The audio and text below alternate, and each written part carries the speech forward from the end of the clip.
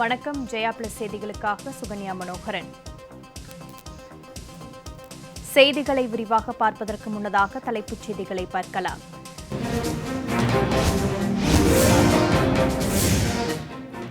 தொடர்ந்து வெள்ளத்தின் பிடியில் சிக்கி தவிக்கும் ஹைதராபாத் நகரம்.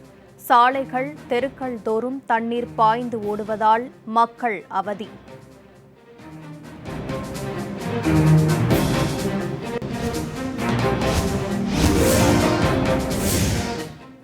ஹத்ராஸில் இளம்பெண் பாலியல் வன்கொடுமைக்கு ஆளாக்கப்பட்டு கொலை செய்யப்பட்ட விவகாரம்.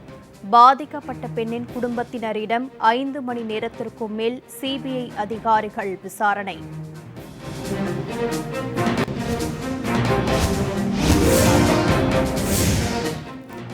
புரட்டாசி மாதம் முடிவடைந்ததால் சென்னை காசிமேட்டில் குவிந்த அசைவ பிரியர்கள். திருவிழா போல் காட்சியளித்த மீன் சந்தை.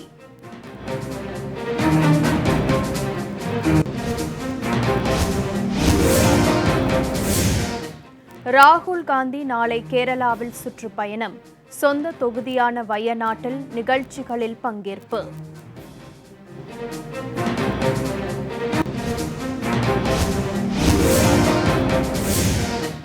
பாபர் மசூதி இடிப்பு வழக்கில் அத்வானி உள்ளிட்ட அனைவரின் விடுதலையை எதிர்த்து மேல்முறையீடு. அகில இந்திய முஸ்லிம் தனிநபர் சட்ட வாரியம் முடிவு.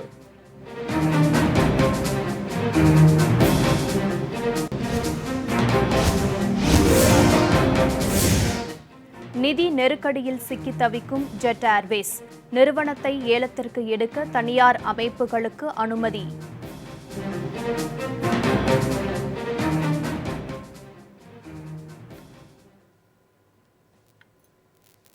இனி விரிவான செய்திகளை பார்க்கலாம். புரட்டாசி மாதம் முடிவடைந்ததால் இன்று காலை முதல் சென்னை காசிமேட்டில் மீன் வாங்க ஏராளமான வியாபாரிகள் குவிந்தனர். புரட்டாசி மாதத்தில் பெரும்பாலானோர் அசைவ உணவுகளை தவிர்த்து சைவ உணவுகளை மட்டுமே உட்கொள்வார்கள். இதனால் கடந்த 1 மாத காலமாக மீன் மற்றும் இறைச்சி கடைகள் மந்தமாக காணப்பட்டன. கடந்த வெள்ளிக்கிழமையுடன் புரட்டாசி மாதம் முடிவுற்ற நிலையில் இன்று ஞாயிற்றுக்கிழமை என்பதால் 1 மாதமாக அசைவ உணவை சாப்பிடாத அசைவ பிரியர்கள் சென்னை காசிமேடு மீன் சந்தையில் மீன் வாங்க அதிகாலை முதலே குவிந்தனர். மீன் வியாபாரிகள், பொதுமக்கள் என ஏராளமானோர் ஒரே நேரத்தில் குவிந்ததால் காசிமேடு மீன் சந்தை திருவிழா போல் காட்சியளித்தது. எனினும் மீன் வாங்குவோர் முகக்கவசம் அணியாமலும் சமூக இடைவெளியை பின்பற்றாமலும் இருப்பதால் கொரோனா தொற்று பரவும் அபாயம் இருப்பதாக சமூக ஆர்வலர்கள் குற்றம் சாட்டியுள்ளனர். காசிமேடு கடற்கரையில் புரட்டாசி மாதம் முடிஞ்சு முதல் நாள் என்பதனால மீன் வரவு அதிகமாக இருக்குது. அது மாதிரி வாங்க வந்த கூட்டங்களும் அதிகமாக இருக்குது. காரணம், இங்கே தரமான மீன்களை பிடிச்சின்னு வர்றதுனால காசிமேடு கடற்கரையில் இந்த மீன் வாங்குகிற கூட்டம் ஜனங்க அதிகமாக வழக்கமாக வரும். ஆனால் காசிமேடு கடற்கரையில் இந்த சமூக இடைவெளியை கடைபிடிச்சு மாஸ்க் போடணும்னு சொல்லிட்டு கட்டுப்பாடுகள் அதிகமாக விதிச்சிருக்காங்க. அதை போடாதவங்களுக்கு மாநகராட்சி மூலமாக 200 ரூபாய் ஃபைன் போடுறாங்க. அதனால் இந்த மாஸ்க் போடுறத பெரும்பாலுமே ஜனங்க கட்டுப்பாட்டுக்குள்ளே வராங்க. கடந்த 1 மாதமாக மீனவர்கள் பெருத்த நஷ்டத்தை சந்திச்சுன்னு இருந்தாங்க. 400 ரூபாய் 350 ரூபா மாவலாசி விற்றுன்னு இருந்தது. இன்றைக்கி 700 ரூபாய்க்கு வந்துருக்குது. சங்கரா மீன் 800 ரூபாய் விற்கிது இன்றைக்கி. அதுவே சங்கரா 200 ரூபாய்க்கு கிடச்சிது. இன்றைக்கி பார்த்தா 400 ரூபாய் மேலே விலை போகுது, கூடுதலாக விலை. எல்லா மீன்களும் அதிகமாக வந்தாலும் வாங்குகிற கூட்டம் அதிகமாக வந்ததுனால நல்ல சமூக இடைவெளியோட இந்த மீன் விற்பனை இன்றைக்கி நடக்குது. உத்தரப்பிரதேச மாநிலம் ஹத்ராஸில் இளம்பெண் பாலியல் வன்கொடுமைக்கு ஆளாக்கப்பட்டு கொலை செய்யப்பட்ட விவகாரம் தொடர்பாக அந்த இளம்பெண்ணின் குடும்பத்தினரிடம் 5 மணி நேரத்திற்கும் மேல் சிபிஐ அதிகாரிகள் விசாரணை நடத்தியுள்ளனர். உத்தரப்பிரதேச மாநிலம் ஹத்ராஸில் கடந்த மாதம் பழங்குடியினத்தைச் சேர்ந்த 19 வயது இளம்பெண் ஒருவர் பாலியல் வன்கொடுமைக்கு ஆளாக்கப்பட்டு கொலை செய்யப்பட்ட சம்பவம் நாடு முழுவதும் அதிர்ச்சியை ஏற்படுத்தியது. இந்த சம்பவம் குறித்து சிபிஐ அதிகாரிகள் வழக்கு பதிவு செய்து விசாரித்து வருகின்றனர். அண்மையில் இளம்பெண் உடல் தகனம் செய்யப்பட்ட இடத்தில் சிபிஐ அதிகாரிகள் நேரில் விசாரணை நடத்தி தடயங்களை சேகரித்தனர். இந்த நிலையில் இந்த வழக்கு தொடர்பாக உயிரிழந்த இளம்பெண்ணின் குடும்ப உறுப்பினர்களிடம் 5 மணி நேரத்திற்கும் மேல் சிபிஐ அதிகாரிகள் விசாரணை நடத்தியுள்ளனர். அப்போது வழக்கு விசாரணையை டெல்லிக்கு மாற்ற வேண்டும் என அதிகாரிகளிடம் அவர்கள் வலியுறுத்தியுள்ளனர்.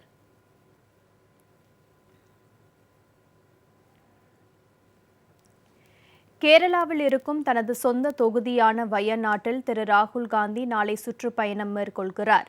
தலைநகர் டெல்லியில் இருந்து சிறப்பு விமானம் மூலம் நாளை கோழிக்கோடு செல்லும் காங்கிரஸ் எம்பி திரு ராகுல் காந்தி அங்கிருந்து சாலை மார்க்கமாக மலப்புரம் செல்கிறார். அங்கு ஆட்சியர் அலுவலகத்தில் நடைபெறும் கொரோனா தொடர்பான ஆலோசனைக் கூட்டத்தில் அவர் பங்கேற்கிறார். பின்னர் வயநாடு செல்லும் திரு ராகுல் காந்தி நாளை மறுநாள் வயநாடு ஆட்சியர் அலுவலகத்தில் நடக்கும் கொரோனா ஆலோசனைக் கூட்டத்திலும் பங்கேற்கிறார். இதனைத் தொடர்ந்து வரும் 21ஆம் தேதி மணந்தவாடி அரசு மருத்துவமனைக்கு சென்று திரு ராகுல் காந்தி அதனை பார்வையிடுகிறார். பின்னர் கண்ணூர் விமான நிலையத்திலிருந்து சிறப்பு விமானம் மூலம் அவர் டெல்லி திரும்புகிறார்.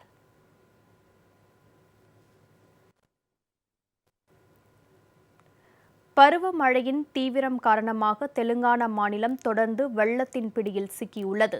தலைநகர் ஹைதராபாத்தில் எங்கு பார்த்தாலும் வெள்ளக்காடாக காட்சியளிக்கிறது. ஆந்திரா, தெலுங்கானா மாநிலங்களில் கடந்த சில நாட்களாக இடைவிடாமல் மழை பெய்து வருகிறது. தெலுங்கானாவில் வரலாறு காணாத வகையில் பெய்த கனமழையால் பல வீடுகள் வெள்ளத்தில் சூழ்ந்தன. சாலையில் ஆறாக ஓடிய வெள்ள நீரில் சிலர் அடித்து செல்லப்பட்டனர். பலத்த மழையால் மக்களின் இயல்பு வாழ்க்கை கடுமையாக பாதிப்படைந்தது. தலைநகர் ஹைதராபாத் உள்ளிட்ட பல்வேறு பகுதிகளில் வெள்ள நீர் சூழ்ந்துள்ளது. சந்திராயன் குட்டா போன்ற இடங்களில் சாலைகள், தெருக்களில் வெள்ளம் ஆறு போல் பெருக்கெடுத்து பாய்கிறது. இதனால் பொதுமக்கள் இயல்பு வாழ்க்கை நடத்த முடியாமல் சிரமத்திற்கு ஆளாகியுள்ளனர். கனமழை மற்றும் வெள்ளத்தில் சிக்கியுள்ளவர்களை மீட்பதற்காக தேசிய பேரிடர் பொறுப்பு படையின் 4 குழுக்கள் அனுப்பி வைக்கப்பட்டு மீட்பு பகுதிகளில் ஈடுபடுத்தப்பட்டுள்ளனர். கனமழை மற்றும் வெள்ளத்தில் சிக்கி இதுவரை 50 பேர் பலியாகியுள்ளதாகவும் 6000 கோடி ரூபாய் அளவுக்கு பாதிப்பு ஏற்பட்டுள்ளதாகவும் மாநில அரசு சார்பில் தெரிவிக்கப்பட்டுள்ளது. ஹைதராபாத் உள்ளிட்ட பகுதிகளில் இன்றும் இடியுடன் கூடிய கனமழை பெய்யும் என வானிலை ஆய்வு மையம் தெரிவித்துள்ளது.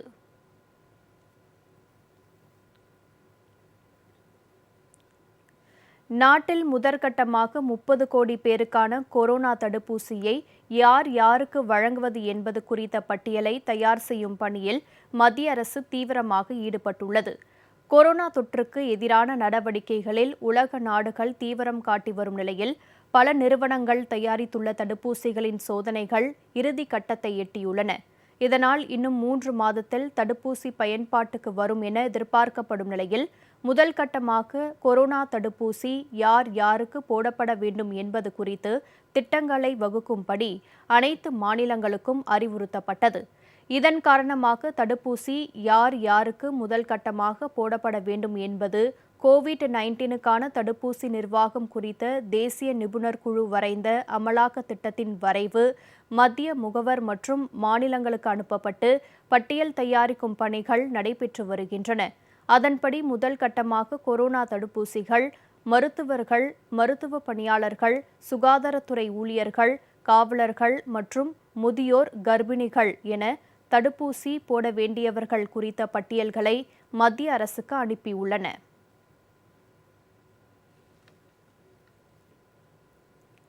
கேரளாவில் நேற்று மேலும் 9016 பேருக்கு புதிதாக கொரோனா தொற்று உறுதி செய்யப்பட்டுள்ளது. கேரளாவில் தொடர்ந்து பல நாட்களாக குறைந்த தொற்று எண்ணிக்கை சமீப நாட்களாக வேகமாக அதிகரித்து வருகிறது. இந்த நிலையில் கேரள மாநில சுகாதாரத்துறை வெளியிட்டுள்ள அறிக்கையில் மாநிலத்தில் நேற்று ஒரே நாளில் 9016 பேருக்கு புதிதாக கொரோனா தொற்று உறுதி செய்யப்பட்டுள்ளதாக தெரிவிக்கப்பட்டுள்ளது. இதனால் கொரோனா உறுதி செய்யப்பட்டவர்களின் மொத்த எண்ணிக்கை 3,32,228 அதிகரித்துள்ளது. வைரஸ் தாக்குதலுக்கு நேற்று 26 பேர் உயிரிழந்துள்ளனர். இதனால் கொரோனா பாதிப்புக்கு பலியானோரின் மொத்த எண்ணிக்கை 1139 அதிகரித்துள்ளது. கொரோனா வைரஸ் பாதிப்பிலிருந்து நேற்று ஒரே நாளில் 7991 பேர் சிகிச்சைக்கு பின் குணமடைந்து டிஸ்சார்ஜ் செய்யப்பட்டுள்ளனர். இதுவரை கொரோனா பாதிப்பில் இருந்து குணமடைந்தோரின் மொத்த எண்ணிக்கை 2,36,989 அதிகரித்துள்ளது. வைரஸ் பாதிக்கப்பட்டவர்களில் 96,004 பேர் சிகிச்சை பெற்று வருகின்றனர்.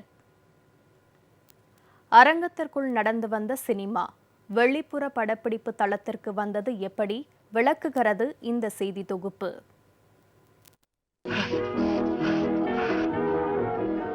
ஒப்பனையால் அலங்கரிக்கப்பட்ட முகங்கள், 1000 வாட்ஸ் மின்வொளி வெளிச்சத்தில் வெளியாட்கள் யாரும் அனுமதிக்கப்படாத அரங்கிற்குள் நடந்த சினிமாவையும் அதில் நடித்த நடிகர்களையும் மக்கள் அதிசயமாக பார்த்தனர்.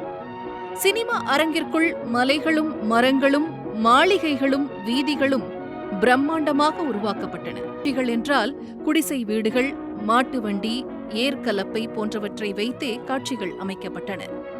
யதார்த்தமானதாக இல்லாமல் செயற்கையாக இருந்தன.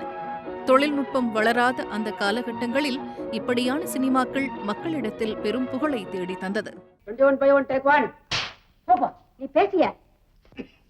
ரோசி, ஐஸ்கிரீம் போன்று குளிர்ச்சி தரும் ஐஸும் அந்த ஐஸினால் நீ பார்க்கிற நைஸும். காலங்கள் மாறியது, தொழில்நுட்பங்கள் வளர்ந்தன. அரங்கிற்குள் நடந்த சினிமா பாடல் காட்சிகளுக்காக பூங்காக்களுக்கு இடம்பெயர்ந்தது. இதுவே அவுட்டோர் எனும் வெளிப்புற படப்பிடிப்புக்கு அடித்தளமிட்டது. அதனையடுத்து 1976ஆம் ஆண்டு வெளிவந்த அன்னக்கிளி எனும் திரைப்படம் அரங்கிற்குள் நடந்த சினிமாவை கிராமங்களை நோக்கி நகரச் செய்தது. சேலம், கோவை மாவட்டங்களிலும் குறிப்பாக நீலகிரி அருகே உள்ள தெங்கு மரகடா போன்ற பகுதிகளிலும் படமாக்கப்பட்டது. இந்த படம் கிராமத்து படங்களுக்கு முன்னோடியாக அமைந்தது என்றாலும் படத்தின் பல காட்சிகள் அரங்கிற்குள்ளேயும் எடுக்கப்பட்டன. ஆனாலும் இளையராஜாவின் இசையில் கிராமிய மனத்துடன் வெளிவந்த பாடல்கள் பெரும் வரவேற்பை பெற்று வெற்றி படமாக்கியது.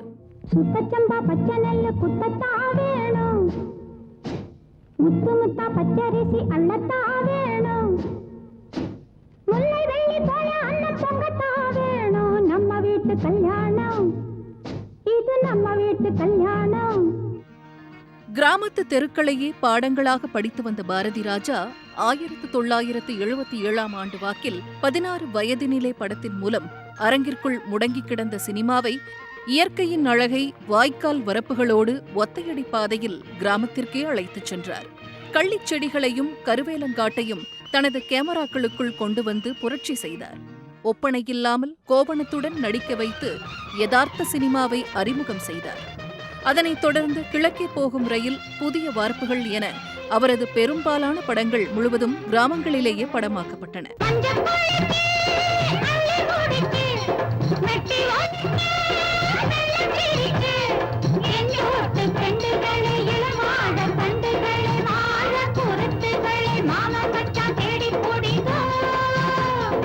உண்மை சம்பவத்தை மையமாக கொண்டு எடுக்கப்பட்ட படம் ரோசாப்பூ ரவிக்கிக்காரி. அதே ஆண்டு வெளிவந்த கிராமிய பின்னணியில் குணச்சித்திர நாயகனாக ரஜினி நடித்த எங்கேயோ கேட்ட குரல், கரகாட்ட கலைஞர்களின் வாழ்வியலை சொன்ன கரகாட்டக்காரன், கே. பாக்யராஜின் தூரல் நின்னு போச்சு, அமீரின் பருத்தி வீரன், சேரனின் ஆட்டோகிராஃப், சசிகுமாரின் சுப்பிரமணியபுரம் என கிராமிய பின்புலத்துடன் கூடிய ஏராளமான திரைப்படங்கள் வரிசை கட்டின. அதே நேரம் நகர பின்னணி கொண்ட உச்ச நட்சத்திர நடிகர்களின் பல படங்களும் அரங்கிற்கு வெளியே வெவ்வேறு கோணங்களில் ரசிகர்களை கவர்ந்தன. அரங்கிற்குள் நடத்தப்பட்டு வந்த சினிமா படப்பிடிப்பு நினைத்து பார்க்க முடியாத காட்சிகளை கூட கண்முன்னே கொண்டு வரும் வகையில் இன்று அசுர வளர்ச்சியடைய காரணம் கிராமத்தை நோக்கி நகர்ந்த வெளிப்புற படப்பிடிப்புதான் என்பதே நிதர்சனம். ஜெயா பிளஸ் செய்திகளுக்காக மதுரை ஓ. முருகன். இனிவரும் செய்திகளை வேகச் செய்திகளாக பார்க்கலாம். மத கலவரத்தை தூண்டும் வகையில் கருத்து தெரிவித்ததாக பாலிவுட் நடிகை கங்கனா ராணாவத் மீது வழக்கு பதிவு செய்யப்பட்டுள்ளது. பாலிவுட் திரையுலகில் இந்து முஸ்லிம் பிரிவினையை ஏற்படுத்தும் வகையில் சமூக ஊடகங்களில் நடிகை கங்கனா ராணாவத் கருத்து தெரிவித்ததாக புகார் எழுந்தது. இது தொடர்பாக நடிகை கங்கனா ராணாவத் மீது வழக்கு பதிவு செய்து நடவடிக்கை எடுக்க கோரி இயக்குநர் ஷாகில் அஷ்ரப் அலி சாயத் என்பவர் மும்பை பாந்த்ரா நீதிமன்றத்தில் வழக்கு தொடர்ந்தார். இந்த வழக்கை விசாரித்த நீதிமன்றம் நடிகை கங்கனா ராணாவத் மற்றும் அவரது சகோதரி ரங்கோலி சன்டேல் மீது வழக்கு பதிவு செய்ய மும்பை போலீசாருக்கு உத்தரவிட்டது.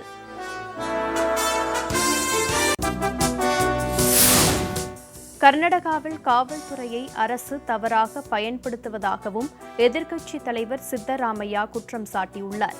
கர்நாடக மாநில எதிர்க்கட்சித் தலைவர் சித்தராமையா பெங்களூருவில் உள்ள தன்னுடைய வீட்டில் நேற்று செய்தியாளர்களுக்கு பேட்டியளித்தார்.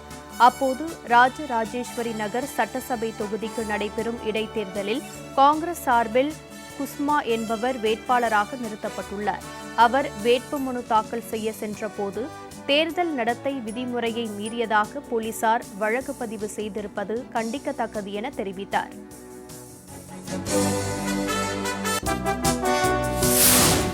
கிருஷ்ணகிரி மாவட்டம் பர்கூர் அருகே கல்குவாரியில் வெடி வைக்க இயந்திரம் மூலம் துளையிட்டுக் கொண்டிருந்த போது தொழிலாளி ஒருவர் உயிரிழந்த சம்பவம் சோகத்தை ஏற்படுத்தியுள்ளது.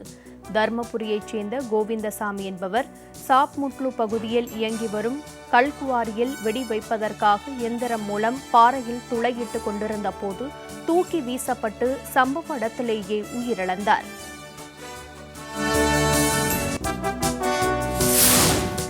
நாமக்கல் மாவட்டம் ராசிபுரம் அருகே வடுகம் பகுதியில் கிணறு ஆழப்படுத்தும் பணியில் ஈடுபட்டிருந்த தொழிலாளி வெடித்து உயிரிழந்தார். தோட்டத்தில் உள்ள வேளாண் கிணற்றை ஆழப்படுத்தும் பணியில் ராசிபுரம் வி நகர் பகுதியைச் சேர்ந்த பழனிசாமி உள்ளிட்ட 5 தொழிலாளர்கள் கடந்த சில நாட்களாக வேலை செய்து வந்தனர். இப்பணியில் ஈடுபட்டிருந்த சிலம்பன் என்பவர் பாறைகள் வெடித்து சிதறியதில் பலத்த காயமடைந்து உயிரிழந்தார்.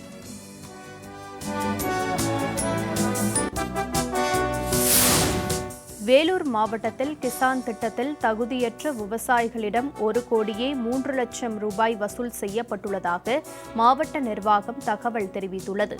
மாவட்டத்தில் மொத்தம் 3,864 பேர் தகுதியற்ற நிலையில் முறைகேடாக கிசான் திட்டம் மூலம் நிதி பயன்பெற்றது கண்டறியப்பட்டுள்ளது. மேற்கண்ட தகுதியற்ற நபர்களில் 339 நபர்கள் வெளி மாநிலத்தைச் சேர்ந்தவர்கள் ஆவார்கள்.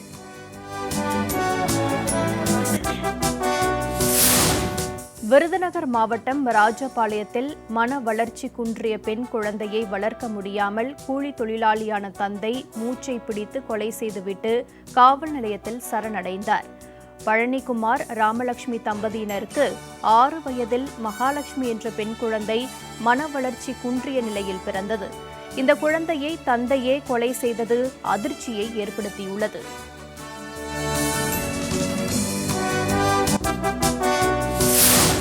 சென்னை எண்ணூரில் மாநகராட்சி மண்டல உதவி செயற்பொறியாளராக பணிபுரியும் ஜெயக்குமார் மாநகராட்சி ஊழியரிடம் தரக்குறைவாகவும் தினமும் 1000 கிலோ குப்பைகளை தரம் பிரித்து உரமாக தராவிடில் சம்பளம் கிடையாது என பேசிய ஆடியோ சமூக வலைதளங்களில் வைரலாக பரவி வருகிறது.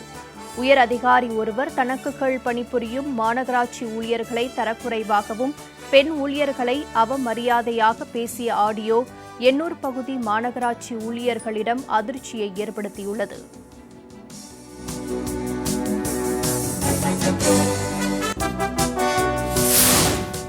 சண்டை நிறுத்தத்தை மீறி அஜர்பைஜான் மீது ஆர்மேனியா நடத்திய ஏவுகணை தாக்குதலில் குழந்தைகள் உட்பட 12 பேர் கொல்லப்பட்டனர்.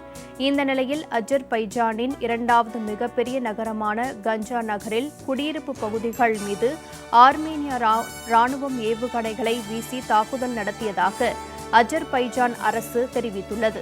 இந்த ஏவுகணை தாக்குதலில் குழந்தைகள் உட்பட 12 பேர் கொல்லப்பட்டதாகவும் 30க்கும் அதிகமானோர் படுகாயம் அடைந்ததாகவும் அஜர்பைஜான் தரப்பில் தெரிவிக்கப்பட்டுள்ளது.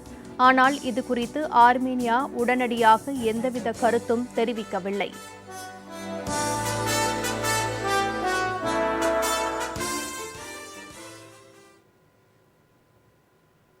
நவராத்திரி பண்டிகை தொடங்கியதையொட்டி பல்வேறு ஆலயங்களில் அம்மனுக்கு சிறப்பு அபிஷேகம் மற்றும் அலங்காரம் செய்யப்பட்டு வழிபாடு நடைபெற்றது. பஞ்சபூத ஸ்தலங்களில் அக்னி ஸ்தலமாக விளங்கக்கூடிய திருவண்ணாமலை அண்ணாமலையார் திருக்கோயிலில் 3ஆம் பிரகாரத்தில் உள்ள அலங்கார மண்டபத்தில் நவராத்திரி முதல் நாள் உற்சவம் நடைபெற்றது. அம்மனுக்கு சிறப்பு அபிஷேக அலங்காரங்கள் செய்யப்பட்டு பராசக்தி அலங்காரத்தில் அம்மன் காட்சியளித்தார். உலக பிரசித்தி பெற்ற மதுரை மீனாட்சி அம்மன் திருக்கோவிலில் நவராத்திரி விழாவையொட்டி சுவாமி சன்னதி 2ஆம் பிரகாரத்தில் கொலுச்சாவடியில் தனித்தனியாக அரங்குகள் அமைக்கப்பட்டு சுந்தரேஸ்வரரின் திருவிளையாடலை விளக்கும் பல்வேறு கொலு பொம்மைகள் காட்சிக்கு வைக்கப்பட்டுள்ளன. அம்மன் சன்னதி 2ஆம் பிரகாரத்தில் உள்ள மண்டபத்தில் முதல் நாளன்று அம்மன் ராஜராஜேஸ்வரி அலங்காரத்தில் காட்சியளித்தார். பூலோக கைலாயம் என்று அழைக்கப்படும் திருவொற்றியூரில் 2000 ஆண்டு பழமை வாய்ந்த தியாகராஜ சுவாமி உடனுறை வடிவுடையம்மன் கோவிலில் நவராத்திரி திருவிழாவில் முதல் நாளில் அம்மனுக்கு தபசு அலங்காரம் செய்யப்பட்டு பக்தர்களுக்கு காட்சியளித்தார். மதுரை மாவட்டம் சோழவந்தான் அருள்மிகு திரௌபதி அம்மன் கோவிலில் நவராத்திரி விழாவையொட்டி அம்மன் ராஜராஜேஸ்வரி அலங்காரத்தில் பக்தர்களுக்கு அருள்பாலித்தார். இதேபோல் பேட்டை வீரகாளியம்மன் கோவில், தென்கரை அகிலாண்டேஸ்வரி கோவில் ராஜராஜேஸ்வரி அலங்காரத்தில் அம்மன் அருள்பாலித்தார். திருச்சி மாவட்டம் முசிறியில் அண்ணாமலையார் கோயிலில் நவராத்திரி உற்சவத்தை முன்னிட்டு அண்ணாமலையாருக்கு அபிஷேக ஆராதனைகள் நடைபெற்றது. அதனைத் தொடர்ந்து ராஜராஜேஸ்வரி அலங்காரத்தில் அம்மன் பக்தர்களுக்கு காட்சியளித்தார். கன்னியாகுமரி மாவட்டம் நாகர்கோவிலில் உள்ள ஆதிபராசக்தி பீடத்தில் நவராத்திரி முதல் நாளன்று அகண்ட தீபம் ஏற்றப்பட்டது. இந்த விழாவில் பல்வேறு சாமி வேடங்கள் அணிந்து சிறுமிகள் உட்பட பலர் கலந்து கொண்டனர்.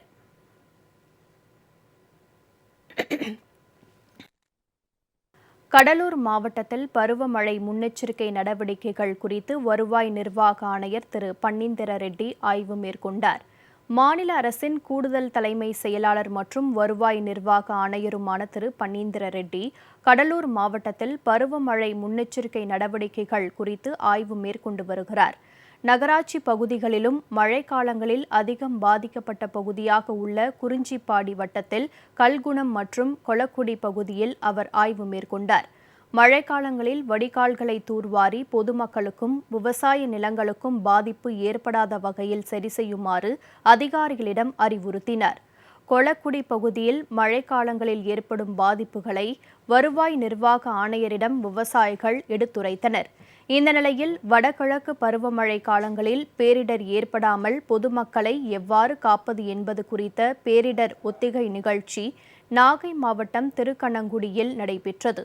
தீயணைப்புத்துறை சார்பில் நடைபெற்ற இந்த ஒத்திகை நிகழ்ச்சியில் வெள்ளத்தில் சிக்கிக் கொள்ளும் மக்களை எப்படி மீட்பது, அவர்களுக்கு முதல் உதவி எவ்வாறு அளிப்பது என்பது குறித்து செயல் விளக்க காட்சிகள் தத்துரூபமாக செய்து காண்பிக்கப்பட்டது. இயற்கை சீற்றங்களினால் பொதுமக்கள் பாதிக்கப்பட்டால் அவர்களை அங்கிருந்து பாதுகாப்பான இடங்களுக்கு அழைத்து வருவது மற்றும் சாலைகளில் விழும் மரங்களை அப்புறப்படுத்துவதற்கான கருவிகளை எவ்வாறு கையாள்வது குறித்தும் செயல் விளக்க பயிற்சி அளிக்கப்பட்டது.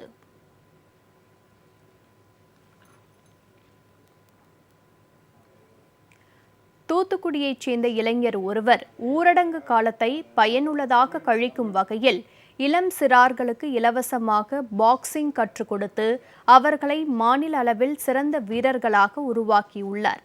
தூத்துக்குடியைச் சேர்ந்த லக்ஷ்மண பெருமாள் என்பவர் பாக்ஸிங்கில் மாநில தேசிய அளவில் பல்வேறு விருதுகளை பெற்றுள்ளார். இந்த நிலையில் கொரோனா ஊரடங்கு நேரத்தை பயனுள்ளதாக கழிக்கும் வகையில் இளம் சிறார்களுக்கு இலவசமாக பாக்ஸிங் கற்றுக் கொடுத்து வருகிறார். சுமார் 3 மாத காலம் இவர் சிறார்களுக்கு பாக்ஸிங் கற்றுக் கொடுத்துள்ளதுடன் சென்னையில் நடைபெற்ற போட்டி ஒன்றில் இந்த சிறுவர்களை கலந்து கொள்ளவும் வைத்துள்ளார். இவரிடம் பயிற்சி பெற்ற 12 சிறுவர்களில் 6 பேர் தங்கப் பதக்கமும் 6 பேர் வெள்ளிப் பதக்கமும் பெற்று சாதனை படைத்துள்ளனர். இலவசமாக பாக்ஸிங் கற்றுக் கொடுத்த லக்ஷ்மண பெருமாளுக்கு பயிற்சி பெற்ற சிறுவர்களும் அவர்களது பெற்றோர்களும் பாராட்டு தெரிவித்துள்ளனர். நான் ஒரு 10 வருஷமாக பாக்ஸிங் பண்ணுறேன். இது வரைக்கும் ஸ்டேட்டில் 8 gold, national 3 time national gold medalist, நேஷனலில் best boxer, national promising boxer நிறைய அவார்டெலாம் வாங்கியிருக்கேன். இந்த கொரோனா காலத்தில் என்னால் ட்ரைனிங் பண்ண முடியல, நான் வீட்டுக்கு வந்துட்டேன். இங்கே இருக்கும்போது அப்போ தான் நம்ம ஸ்டூடெண்ட்ஸ் எல்லாருமே எனக்கு கிடச்சா கிஃப்ட்டு. நான் ஒரு ஸ்டூடெண்ட்ஸ் வச்சு சும்மா ட்ரைனிங் கொடுக்க ஆரம்பித்தேன். என்னோடய ஃபிட்னஸ்காண்டி அப்படியே ஒரு பெரிய கிளப்பே உருவாயிடுச்சு. அந்த ஒரு கொரோனா 6 மாதத்தில் ஒரு 3 மாதம் ட்ரைனிங் பண்ணிகிட்ருக்கோம். 3 மாதம் வீட்டில் இருந்தோம். அடுத்த ஒரு 3 மாதம் தான் ட்ரைனிங் பண்ண ஸ்டார்ட் பண்ணோம். ட்ரைனிங் பண்ண ஆரம்பித்து இந்த பசங்க 3 மாதம் நல்லா டெவலப் ஆகியிருக்காங்க. இந்த கொரோனானால ஸ்கூலுக்கு போக முடியாமல் ஆயிடுச்சு. நான் வீட்டில் இருந்து ஆன்லைன் கிளாஸ் எடுத்துகிட்டு இருந்தாங்க மிஸ்ஸுக்கெலாம். அப்படியே நான் ஆன்லைன் கிளாஸ் படிச்சுட்டு இருந்தேன். அப்போ எங்கள் அப்பா வந்து பாக்ஸிங் கிளாஸில் சேர்த்து விட்டாங்க. 3 மாதமாக ட்ரைனிங் பண்ணிகிட்ருக்கேன். அப்போ ஒரு யூனிட் இது மேட்ச் வந்துட்டு அப்போ எல்லோரும் எங்கள் அப்பா வேலை மாதனால சப்போர்ட் பண்ணனால நான் ஃபஸ்ட் ப்ரைஸ் வின் பண்ணேன், கோல்டு மெடல். இப்போது ரீசெண்டாக சென்னையில் யூத் மேட்ச் ஒன்று நடந்தது, ஸ்டேட் மேட்ச்சு. அதில் நான் கோல்டு அடித்தேன். எங்கள் கோச் சொல்லிக் கொடுத்த பஞ்செல்லாம் அப்ளை பண்ணனால மெடல் எடுக்க முடிஞ்சிச்சு. நாங்கள் நேஷ்னல் போய் கோல்டு அடிச்சுட்டு வருவோம். இந்த ட்ரைனிங் எங்களுக்கு ரொம்ப யூஸ்ஃபுல்லாக இருந்தது. பாபர் மசூதி இடிப்பு வழக்கில் அத்வானி உள்ளிட்ட அனைவரின் விடுதலையை எதிர்த்து மேல்முறையீடு செய்வது என அகில இந்திய முஸ்லிம் தனிநபர் சட்ட வாரியம் முடிவு செய்துள்ளது. அயோத்தியில் அமைந்திருந்த பாபர் மசூதி இடிப்பு வழக்கில் குற்றம் சுமத்தப்பட்டிருந்த பாரதிய ஜனதா மூத்த தலைவர் அத்வானி, முரளி மனோகர் ஜோஷி, உமா பாரதி, கல்யாண் சிங் உள்ளிட்ட 32 பேரையும் விடுதலை செய்து லக்னோ சிபிஐ தனி நீதிமன்றம் கடந்த மாதம் 30ஆம் தேதி தீர்ப்பு அளித்தது.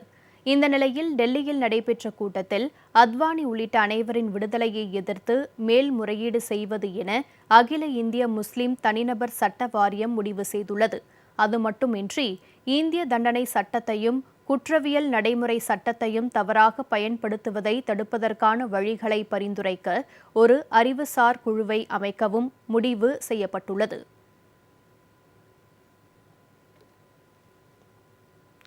உச்சநீதிமன்ற நீதிபதி ரமணா மீது ஆந்திர முதல்வர் ஜெகன்மோகன் ரெட்டி புகார் கடிதம் அளித்ததற்கு எதிராக புகார்கள் குவிந்து வருகின்றன. உச்சநீதிமன்ற மூத்த நீதிபதியாக NV ரமணா இருக்கிறார்.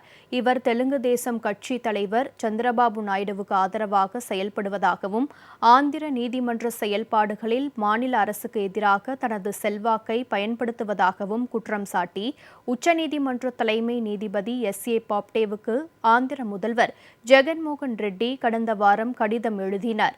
இந்த நிலையில் நீதிபதி ரமணா மீது ஆதாரமற்ற குற்றச்சாட்டுகளை கூறியுள்ள ஜெகன் மீது வழக்கு பதிவு செய்து விசாரணை நடத்த வேண்டும் என வழக்கறிஞர் சுனில்குமார் சிங் என்பவர் தலைமை நீதிபதியிடம் கோரியுள்ளார்.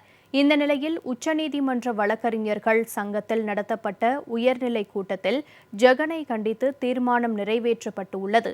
அதில் நீதிமன்றத்தின் மாண்பை கெடுக்கும் விதமாக மூத்த நீதிபதியை பகிரங்கமாக விமர்சனம் செய்ததை அடிப்படையாக கொண்டு அரசியல் அமைப்பு சட்டத்தின்படி ஜெகன் மோகன் மீது உச்சநீதிமன்றம் நடவடிக்கை எடுக்க வேண்டும் என வலியுறுத்தப்பட்டுள்ளது. மேலும் தலைமை நீதிபதிக்கும் கடிதம் எழுதியுள்ளது. இந்த விவகாரத்தில் உச்சநீதிமன்றம் விரைவில் நடவடிக்கை எடுக்கும் என தெரிகிறது.